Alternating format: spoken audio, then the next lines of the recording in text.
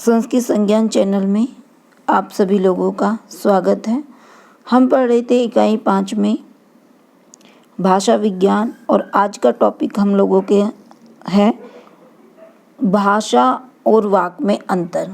तो देखते हैं, भाषा व्यापक रूप में हमें प्राप्त होती है और भाषा के दो रूप हैं, स्थायी जिसको सूक्ष्म भी कहेंगे, दूसरा भाग है अस्थायी यानी कि स्थूल रूप, इसको वाक कहेंगे।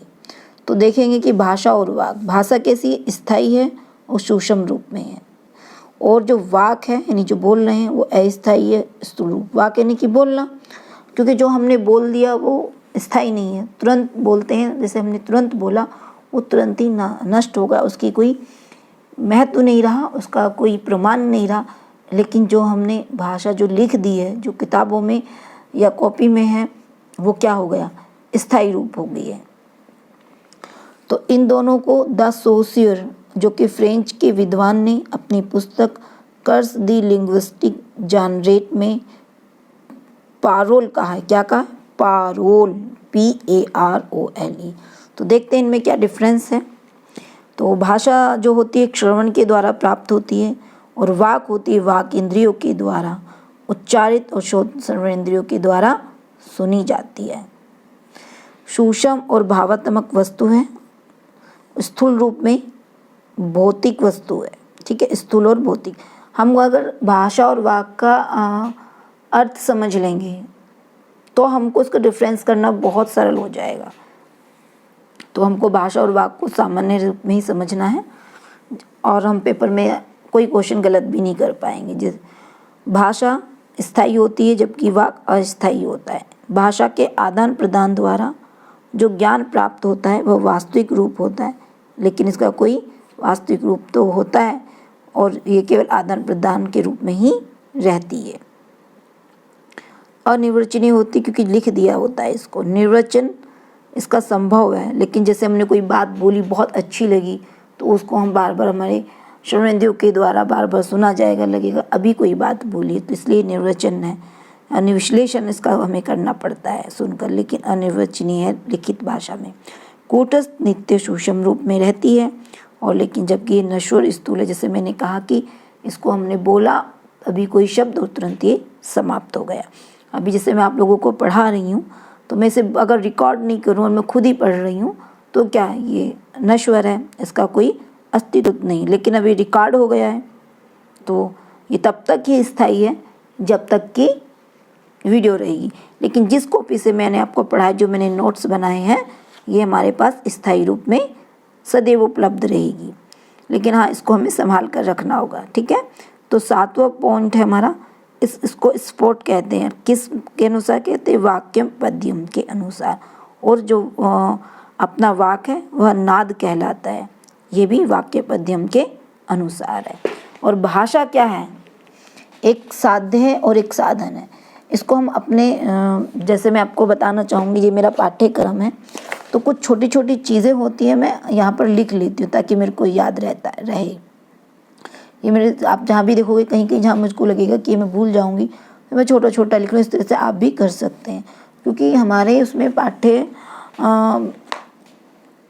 हमारे सिलेक्शन में पाठ्यक्रम को समझना बहुत अति आवश्यक है। और जब तक हम पाठ्यक्रम को नहीं समझेंगे तो तैयारी में हमारी उतनी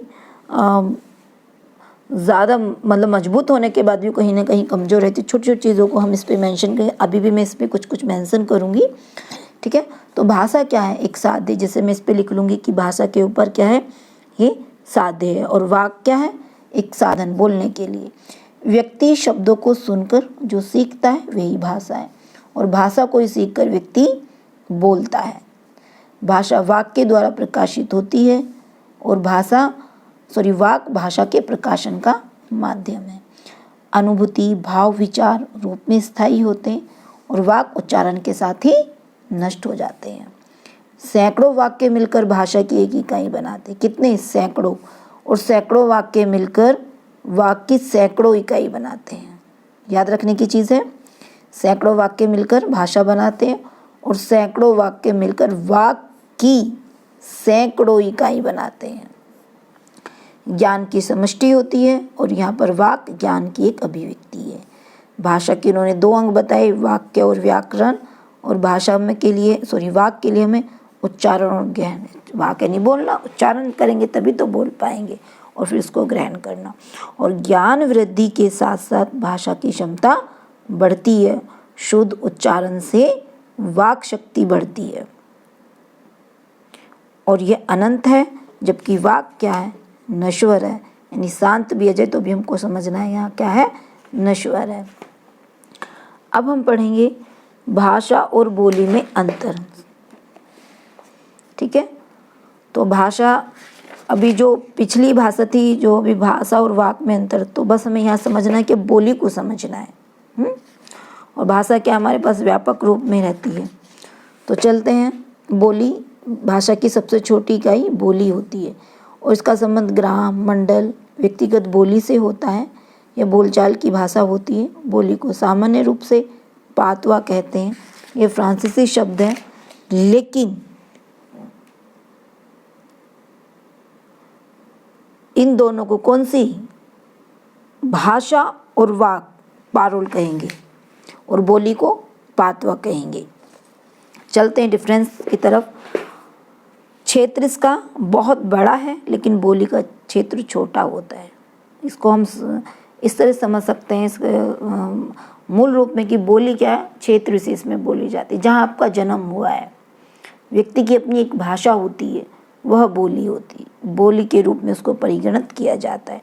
इसका साहित्य प्रचुर होता है, लेकिन इसका कोई साहित्य नहीं होता। अगर होता भी है तो बहुत कम होता है।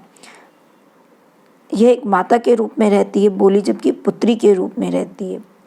भाषा से ही बोली का जन्म होता है और बोली का जन्म भाषा से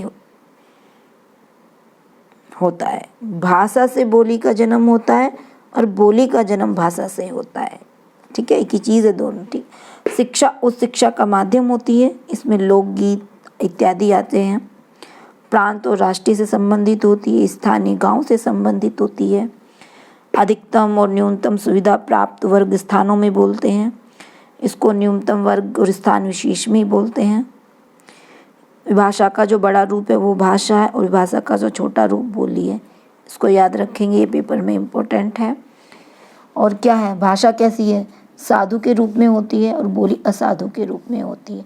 प्रयोक्ता शिक्षित और स्तर के होते हैं, लेकिन इसमें क्या अशिक्षित होते हैं। कई बार क्या होता है, हम पढ़े लिखे लेकिन घर पे जाके हम कौन सी भाषा का प्रयोग करते हैं, अपनी बोलचाल की, जो भोजपुरी है, जो मगही है, या जो भी क्षेत्र विशेष की है, घर पे जाके अपनी उसी भाषा का प्रयोग करते हैं। वहाँ पर शिक्षित अशिक्षित का कोई संबंध ही नहीं है। ये परिष्कृत है और ये अपरिष्कृत और अशुद्ध रूप में होती है। ठीक है, और उसके बाद व्यक्ति भेद से इसमें अंतर होता है, जबकि इसमें कोई अंतर ही नहीं होता। कृत्रिम होती है, क्लिष्ट होती है, लेकिन बोली सहज और प्राकृतिक रूप से सरल रूप में रहती है। वाक्य कठिन, लंबे, समास युक्त होते हैं, लेकिन वाक्य वहाँ पर कैसे होते हैं, छोटे होते हैं, सरल होते हैं।